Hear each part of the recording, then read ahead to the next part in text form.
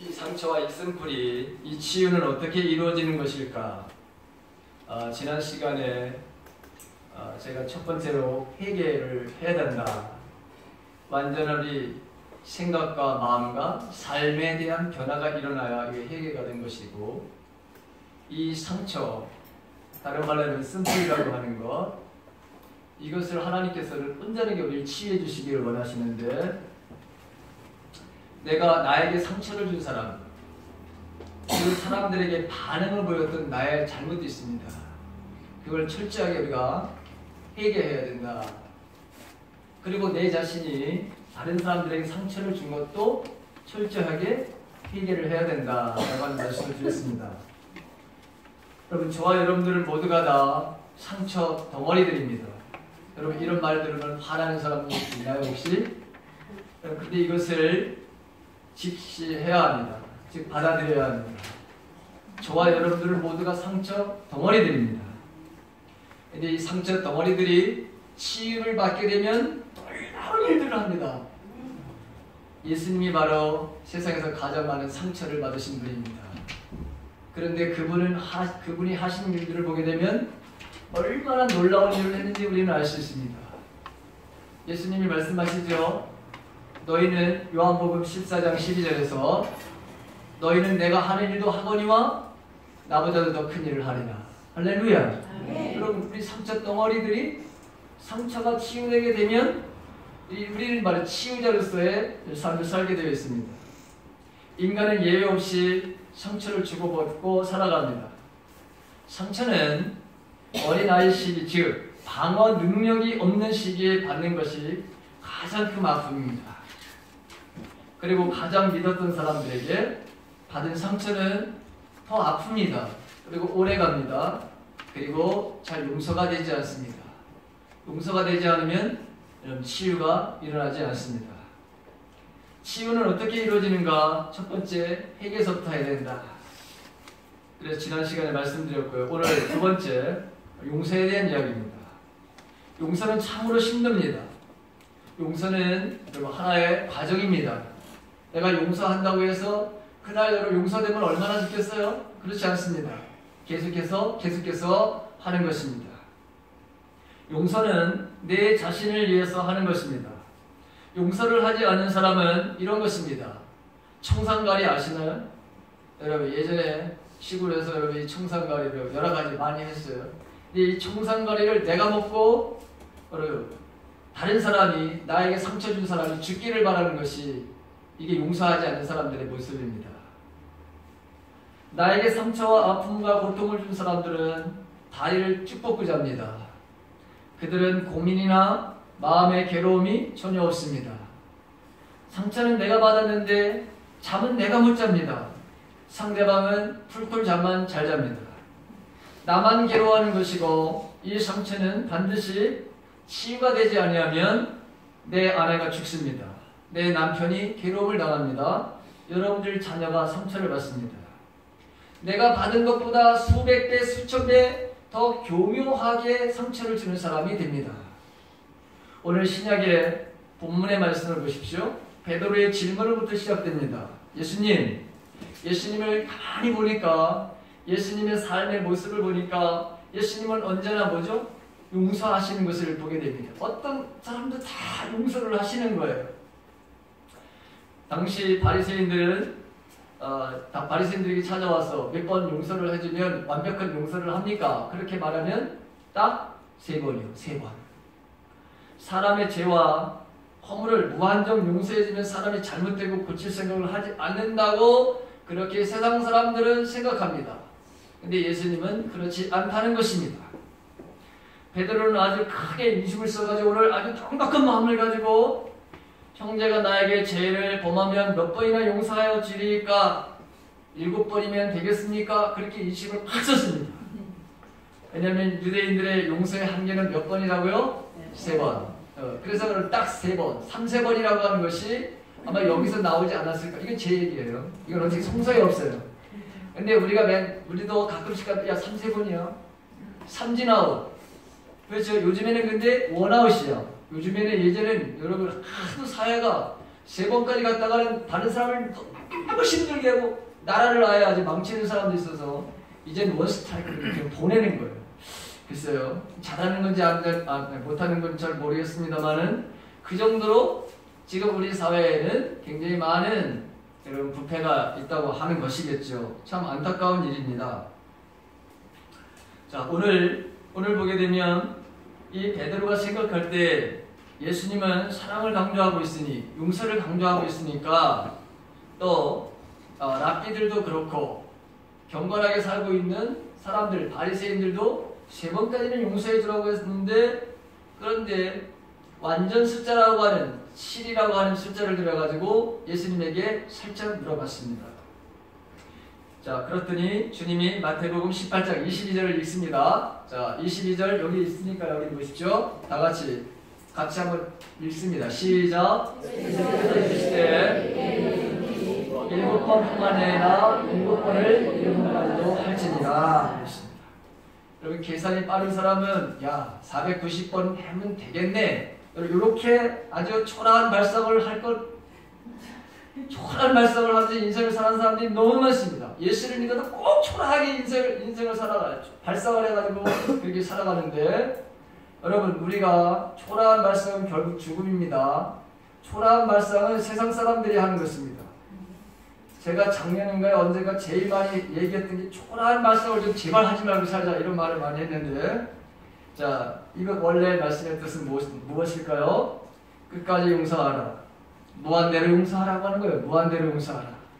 근데 사람들은 무한대로 용서하게 되면 그 버릇이 나빠가지고 어떻게 고쳐집니까? 이렇게 여러분 생각할지 모르지만 주님은 용서하라, 그렇게 말씀하고 있습니다. 주님은 용서의 한계를 정하지 말라고 하시는 것이죠. 이것은 용서할 수 있고 저것은 용서할 수 없다, 이렇게도 말씀하시지 않았습니다. 무조건 용서하라, 이렇게도 말씀하고 있는 것입니다. 그런데 우리는 용서하는 데 늘 한계를 정하죠. 어떤 조건을 내세울 때가 얼마나 많은지 모릅니다. 이렇게 하게 되면 반드시 내가 용서할 거야. 근데 사실 그렇게 했는데도 용서를 하지 않고 마음속에 꽉 담고 있어. 언젠간 내가 너한테 보복을 하리라. 이런 사람들이 참으로 많습니다. 이런 사람들, 그 속을 말하여 뭐라 그러죠? 세상 말로 밴댕이 소갈딱지라고 하는 거예요. 밴댕이 소갈딱지를 가지고 인생을 살면 밴댕이처럼 일찍 죽습니다. 밴댕이는 여러분 올라오자마자 성질이 급해가지고 밴댕이는 올라오자마자 죽는데요. 강화도에 살고 있는 제 친구가 그래서 다 압니다.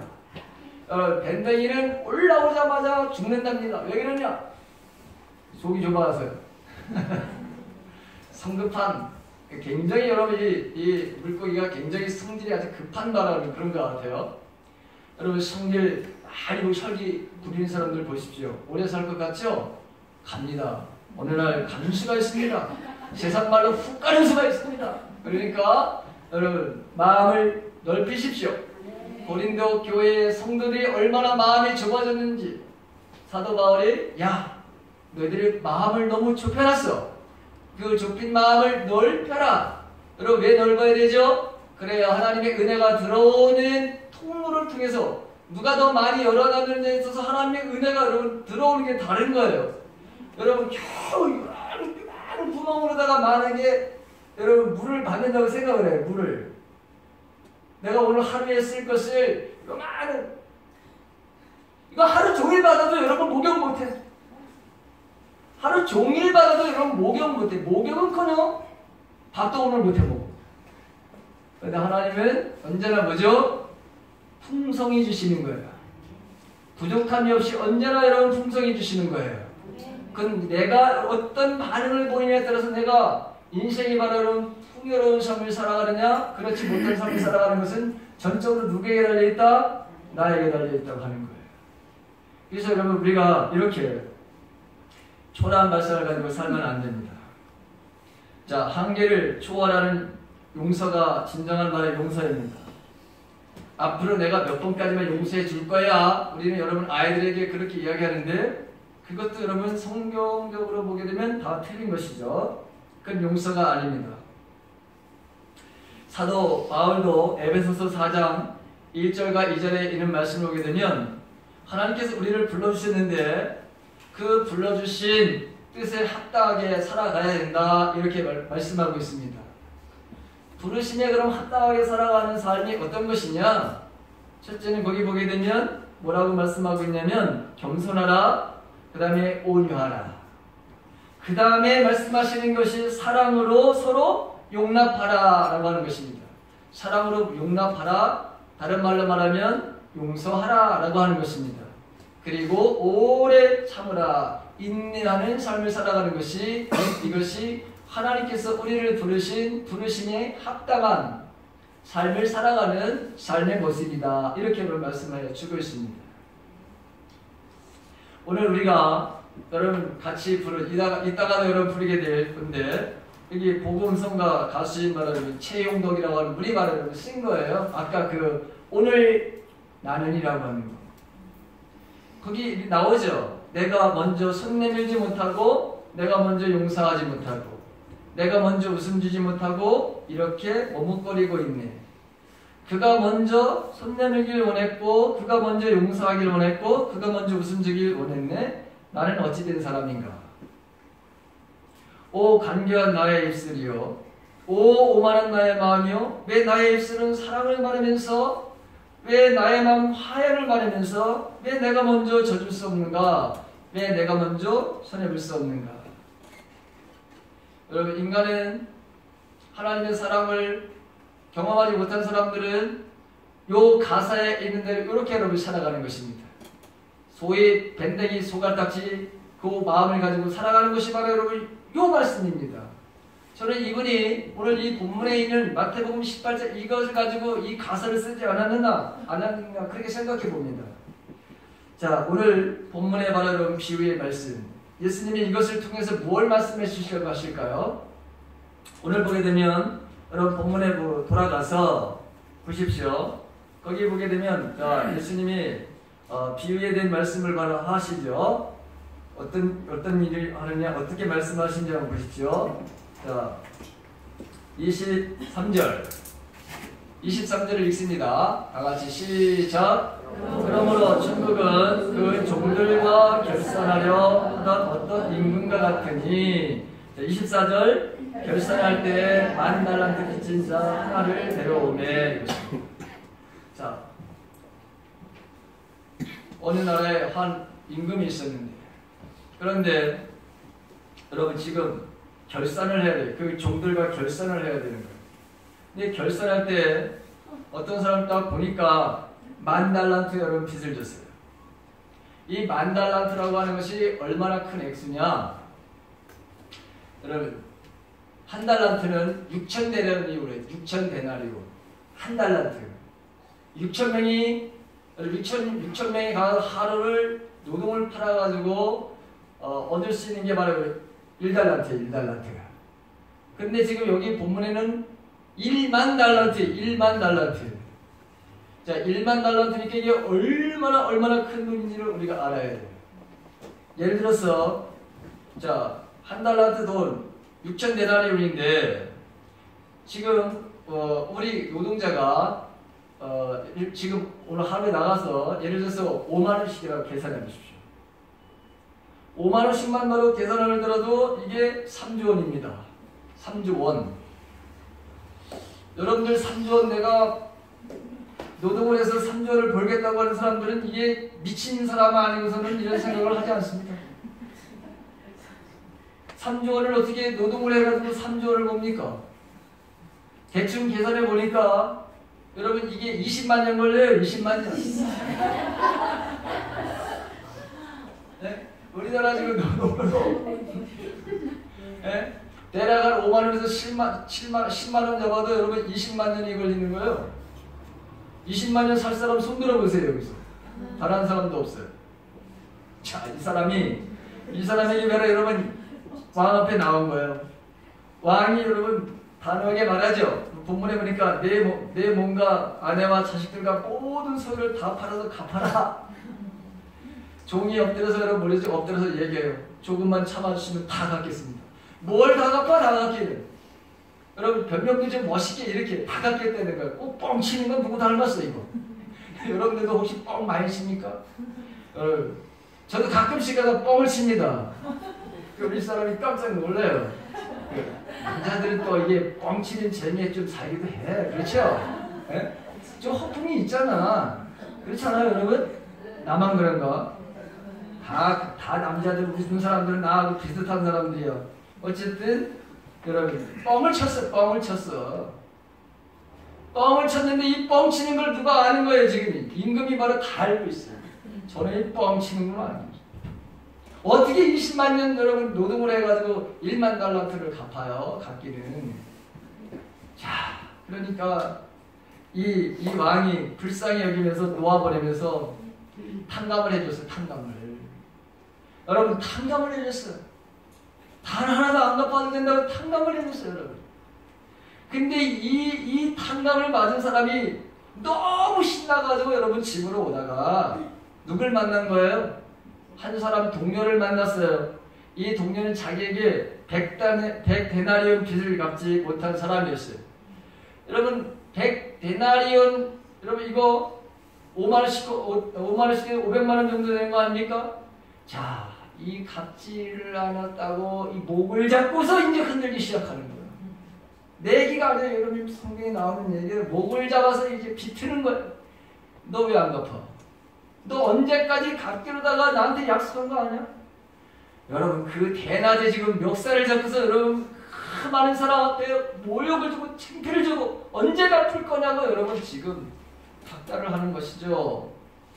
그랬더니 이분도 조금만 참아달라. 이분은 갚을 수 있어요. 100달러를 갚을 수 있는 액수야. 이건 큰 액수가 아니에요. 자, 말미를 주면 내가 갚겠다. 그런데 여러분 뭐죠? 그렇게 하지 않았습니다. 이 뭘 인정할 말에 여러분 이 신하는 자기는 말할 수 없는 금액을 다 탕감받았지만 너무나도 잔인한 사람이에요. 그래서 이 사람을 데려다가 여러분 가둬버렸어요.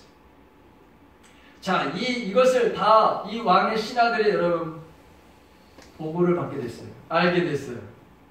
그래서 어떻게 되는 거예요? 이 사람을 바로 여러분 다시 왕에게 바로 고발을 하니까 잡혀올 수밖에. 그래서 야, 내가 너에게 자그마치 1만 달란트 20만 년이나 노동을 해서 네가 갚아도 안 되는 거를 내가 다 탕감해 줬는데 겨우 너에게 100데나리온 겨우 500만 원 정도 빚진 그 사람을 잡아다가서 지금 옥에다 가뒀다며. 화가 날까요, 안 날까요? 여러분들 같으면 화 안 나지, 그쵸? 나는 화가 나가지고 여러분 그럼 당장 데리고 와라. 지금 당장 데리고 온 거예요. 당장 데리고 와가지고 여러분 뭐라고 했습니까? 거기 보니까 자, 뭐라고 했어요? 32절 있습니다. 다 같이 시작. 이의 주인이 그를 불러다가 말하되 악한 종아, 내가 내 빛을 전부 탕감하여 주었거든. 내가 너를 불쌍히 여긴 것 같이 너도 내 동료를 불쌍히 여김이 마땅하지 아니하냐 하고 주인이 노하여 그 빛을 다 갚도록 그를 옥졸에게 넘기니라 그랬어요. 주인이 노하여 이 임금님이 노해가지고 다 갚도록 그를 옥졸에게 넘겨줬다. 여러분 이 옥졸에게 넘겨주면 어떤 일이 벌어질까요? 옛날에 여러분 생각을 해보십시오. 이 옥졸들이 야, 오늘 너 여기 잘 만났다. 심심한데 너 나랑 같이 대화하면서 인생을 살자. 여러분 이럴까요? 안 그렇습니다. 야, 너 같은 새끼가 있어가지고 우리가 고생을 하는 거야. 너 같은 놈이 있어서 우리가 생고생을 하는 거야. 밤낮 지켜야 되고. 화가 날까요, 안 날까요, 이 사람도? 안 날 것 같아요, 여러분? 나죠. 옛날, 지금은 안 그랬지만 옛날에 말이에요. 교도소에 가 있는 사람들 그 잘못한 거에 대한 죄만 받으면 되는데 오히려 가중처벌을 받아요. 받지도 말할 것들을 여러분 받아요. 그렇죠. 제가 옛날에 여러분 청송교도소에 한번 갔었어요. 청송교도소는 정말 세상에서 가장 휘락한 범죄자들이 가는 곳이래요. 거긴 벌을 받고 또 받아요. 가중처벌을 받아가지고 그래서 거기서 여러분 보호소에서 나머지 여러분 그 교화 그 과정을 여러분 밟아요. 근데 그분들은 정말 억울한 분들도 있겠죠. 자기가 지은 죄만 받으면 되는데 가중 처벌을 받아가지고 거기서 더 교화 그 과정을 여러분 밟는 것들을 여러분 봤어요. 자, 오늘 다시 본문으로 들어가서 이 이야기를 여러분 하려고 하는 이야기가 도대체 뭐냐? 너희가 마지막 말씀 봅니다. 다 같이 35절 다 같이 읽습니다. 시작. 너희가 각각 마음으로부터 형제를 용서하지 아니하면 나의 하늘 아버지께서도 너희에게 이와 같이 하시리라. 아멘. 너희가 용서를 하지 않으면 어떻게 된다? 여기 옥졸에게 넘겨져서 여러분 감옥에 가 있는 거예요. 이 사람이 감옥에서 나올 수가 있을까요? 없을까요? 나올 수가 없습니다. 여기 옥졸에게 넘겨졌다 감옥에 가졌다는 건 여러분 뭐예요? 다른 말로 말하면 여러분 지옥으로 간다는 거예요. 굉장히 무서운 말씀입니다. 용서하지 아니하는 사람들은 자기들 용서를 받을 수도 없을 뿐만 아니라 어떻게 되는 거라고요? 지옥행이라는 거예요. 지옥행. 여러분 이 말씀이 굉장히 이제 무겁게 다가올 거예요. 사실 보십시오. 여러분 우리는 하나님으로부터 우리의 죄를 용서받은 것이 얼마나 여러분 큽니까? 우리는 엄청난 여러분 용서를 받은 거예요. 저와 여러분들은. 이 용서는 여러분 주님이 돌아가신 거예요. 대신 그분이 십자가에서 여러분 돌아가신 거예요. 나를 위해서. 아무런 죄가 없는 그분이. 하나님은 아들 예수님이 십자가에서 내어주시는 바로 아픔과 희생 그 모든 것들을 다 보고 계신 거예요. 희생이 있는 바로 여러분 탕감이었어요. 죽음이 있는 탕감이에요. 완전 여러분 면제입니다. 우리는 탕감받았다고 하는 이 감격이 넘쳐야 되는데 그런데 여러분 저와 여러분들은 어떤 마음을 가지고 있습니까? 우리는 하나님의 사랑의 통로가 되어야 되고 은혜의 강물을 흐르게 하는 바로 삶을 살아야 되는데 용서에는 이렇게 생명을 살리는 힘이 들어있는데 용서하는 순간 내 마음도 변하고 다른 사람들도 살릴 수 있는데 용서보다도 내면에 지금 내 마음의 상처와 여러분 이 뿌리, 쓴뿌리가 치유되는 것 그건 아무것도 없습니다. 용서밖에 첫 번째는 회개고 두 번째가 용서인데 용서밖에 내 마음의 쓴뿌리가 내 마음의 상처가 치유되는 것은 세상에 아무것도 없다는 것을 말씀하시는 거예요. 그런데도 여러분 용서하라고 우리가 여러분 살 수 있습니까? 우리는 하나님 앞에 이렇게 예수님의 바로 사랑을 통해서 십자가에서 이루신 말할 수 없는 바로 여러분 그 수모와 창피, 모욕 그리고 그분은 우리를 위해서 모든 것을 쏟아 부으셔서 가난한 자가 되셨습니다. 그분은 우리에게 모든 것을 주셨어요. 그래서 우리는 용서를 받는 거예요.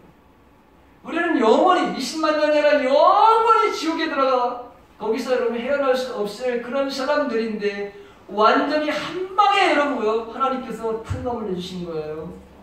예수 그리스도의 십자가의 보혈로. 그리고 우리가 그런 사람들입니다. 우리는 이렇게 바로 탕감을 받은 사람, 면제를 받은 사람들인데 겨우 여러분들 인생을 살면서 여러분들의 부모가 여러분들의 친구가 여러분들의 스승이 여러분들의 동료가 여러분들의 자녀가 여러분들의 자녀는 사실 여러분 때문에 걔네가 상처받는 것이지 여러분들이 잘못했기 때문에 여러분들이 그 아이를 그렇게 만들어 놔서 여러분이 상처를 받았다고 그렇게 하지 마십시오. 여러분 예수님은 십자가상에서 이름 말할 수 없는 고통을 참으시면서 우리가 잘 아는 7마디를 하시죠. 그 중에서 제일 먼저 말씀하신 것이 아버지여 저들을 사하여 주옵소서. 자기들이 하는 것을 알지 못함이니이다. 누가복음 23장 34절에서 그렇게 말씀하고 있습니다. 사하여 주옵소서라고 하는 말은 용서해달라고 하는 말입니다. 당신을 모욕하고 조롱하고 무자비하게 내치고 핍박하는 사람들, 십자가에 매달고 못을 받고 있는 사람들을 향하여 저주를 여러분 퍼부어도 누가 뭐라고 할 사람이 없을 것인데 그런데 예수님은 아버지여 저들을 사하여 주옵소서 자기들이 하는 것을 알지 못합니다. 여러분 그 죽음의 마지막에도 여러분 기도하시는데 그 기도 내용이 용서라고 하는 것입니다. 예수님은 용서하라는 말씀을 수없이 많이 하고 강조하고 있습니다. 내 이웃을 사랑하고 내 원수를 미워하라 하였다는 것을 너희가 들었으나 나는 너희에게 이르노니 너희 원수를 사랑하여 너희를 박해하는 자를 위해서 기도하라. 예수님이 이렇게 말씀하시죠. 사도 바울도 여러분 고린도전서 13장에 보게 되면 내가 사람의 방언과 천사의 방언으로 말을 할지라도 내게 사랑이 없으면 울리는 짐이나 요란한 꽹과리가 될 뿐입니다. 내가 예언하는 능력을 가지고 있을지라도 또 내가 모든 비밀과 모든 지식을 가지고 있을지라도 또 산을 옮길 만한 모든 믿음을 가지고 있을지라도 내게 사랑이 없으면 아무것도 아닙니다. 내가 내 모든 재산을 나누어 줄지라도 자랑스러운 일을 하려고 내 몸을 넘겨줄지라도 내게 사랑이 없으면 내게는 아무런 이로움이 없습니다. 사랑은 오래 참고 친절합니다. 사랑은 시기하지 않으며 뽐내지 아니하며 교만하지 않습니다. 사랑은 무례하지 않으며 자기의 이익을 구하지 않으며 성내지 아니하며 원한을 품지 않습니다. 사랑은 불의를 기뻐하지 아니하며 진리와 함께 기뻐합니다. 사랑은 모든 것을 덮어주며 모든 것을 믿으며 모든 것을 바라며 모든 것을 견딥니다. 사랑은 없어지지 않습니다. 그러나 예언도 사라지고 방언도 사라지고 지식도 사라집니다. 내가 어릴 때에는 말하는 것이 어린아이와 같고 깨닫는 것이 어린아이와 같고 생각하는 것이 어린아이와 같았습니다. 그러나 내가 어른이 되어서는 어린아이의 일을 버렸습니다. 사도 바울도 자기가 예수 그리스도를 만나기 전에는 분명히 여러분 어른이었습니다. 세상 눈으로 볼 때는 아주 완숙한 어른이고 그 당시에 최고의 학벌과 최고의 명예를 바로 가지고 있었던 사람입니다. 그런데 예수님을 만나고 난 다음에 사랑의 용서의 그 예수님을 바로 만나고 난 다음에 내 과거를 돌아보니까 내가 얼마나 어린 아이였는지 말하는 것이 어린아이 같고 깨닫는 것이 어린아이 같고 생각하는 것이 초라한 어린아이 3살, 4살 먹은 그 정도의 나이에 그런 말을 여러분 초라한 말씀을 가지고 내가 살았습니다. 그래서 사람을 죽이는 데 내가 앞장섰고 정죄하는 데 앞장섰고 비판하는 데 내가 앞장섰고 남을 죽이는 데 내가 앞장섰던 사람이었습니다. 그러나 내가 장성한 사람이 되었으면 내가 예수를 믿고 예수를 만나고 난 다음에 나는 이 모든 것들을 다 버렸습니다. 나는 이제 모든 사람들을 사랑할 수 있는 사람이 되었습니다. 여러분 이게 주님이 우리를 향하신 사도 바울의 고백이 아니라 오늘 우리를 향하신 하나님의 여러분 말씀입니다. 미움이라고 하는 것은 여러분 암덩어리입니다. 여러분 이 암은 저절로 죽지 않습니다. 암은 반드시 점점 더 크게 여러분 그 세력을 넓혀갑니다. 암에 걸려 돌아가시는 분들을 보십시오. 여러분 그분들 나중에는 여러분 정말 몸이 말이야 꼬챙이같이 돼버립니다. 꼬챙이같이. 그 암세포가 모든 것들을 다 여러분 무저 다 집어삼킵니다. 이 미워하는 마음이 여러분 암세포 짐으로 여러분 나타나게 되고 결국에는 죽음을 가져오는 것이 여러분 이 용서하지 않는 마음입니다. 이 돌덩이 같은 마음, 가시 여러분 이 길가와 닫아진 이 마음, 가시덤불에 바로 여러분 쌓여있는 그런 마음들, 그런 마음들에게는 언제나 이 암세포들이 자라게 되어 있습니다. 온갖 질병을 가져오게 되어 있습니다. 가장 연약한 부분에 여러분들은 질병에 여러분 걸리게 되어 있습니다. 내가 용서하지 않으면. 그렇습니다. 회개와 용서는 우리의 영과 혼과 육을 치료하는 바로 영약이라고 하는 것입니다. 이것은 용서와 건강의 관계를 40년 동안이나 연구해온 북캘리포니아 태도치유연구센터라고 거기서 내린 결론이기도 합니다. 사람들이 분노와 배신감, 상한 마음을 해결하지 못할 때에는 자신은 물론이고 주위의 사람들에게도 육체적이고 정신적이고 영적인 고통을 불러온다. 여러분, 용서는 세상에 그 어떤 약보다도 우리의 바로 건강에 필요한 가장 절대적인 약이라고 하는 것입니다. 아무 약도 없다는 것입니다. 예수님 오늘 용서 외에는 아무 약도 없는데 너희들이 그 약을 왜 거부하면서 살아가느냐는. 예수님은 평생 용서를 말씀하셨고 사랑을 강조하시다가 결국은 죽으실 때에도 용서의 기도를 드리시고 돌아가시고 그리고 우리를 다시 여러분 부활하신 분입니다. 회개와 용서만이 우리의 상처와 고통에서 내 자신을 자유할 때뿐만 아니라 여러분 내 남편, 아내, 가족을 바라보며 살리는 것입니다. $10,000를 탕감받은 우리들이 겨우 100데나리온치인 상대방을 향해서 용서를 하지 않는다? 그것은 곧 지옥으로 가는 것이다. 너희들이 지옥으로 가고 싶으냐는 것입니다.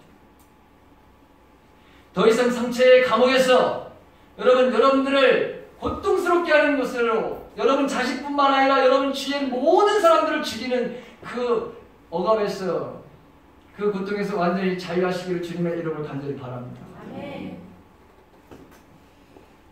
안희숙 사모님이 쓴 당신은 죽어요 그런데 안 죽어요 라고 하는 책을 보게 되면 거기 숯불사랑이라고 하는 내용이 있습니다. 주인공이 경자와 순애입니다. 아주 가까운 친구 사이였습니다. 그런데 경자가 결혼을 한 후 남편이 미국 회사에 취직이 돼서 미국으로 이민을 가게 됐습니다. 경자가 미국으로 떠난 후 혼자 남은 순애는 계모 밑에서 살기도 너무 힘들고 경자가 너무 보고 싶어서 미국으로 계속 편지를 보냈습니다. 그래서 경자는 비행기표를 사서 순애를 미국으로 초청했습니다. 불법으로 오래 있을 수가 없어서 자기 부부가 이혼한 것처럼 서류를 꾸미고 순애가 자기 남편과 결혼한 것처럼 해서 영주권을 얻도록 해주었습니다. 해서는 안 되는 일을 한 거죠. 여러분 불법으로 다 한 거죠. 우리도 이런 실수를 얼마나 많이 하면서 우리가 살아갑니까? 그런데 순애는 경자를 배신하고 그 남편과 사랑에 빠져서 경자를 내쫓고 말았습니다. 이게 여러분 죽이기 전도된 거예요. 여자의 일생을 통해서 겪어야 했던 최대의 불행 아닙니까 여러분? 그것도 가장 믿었던 친구에게서 받은 상처 얼마나 여러분 클까요? 어찌 다 여러분 표현할 수가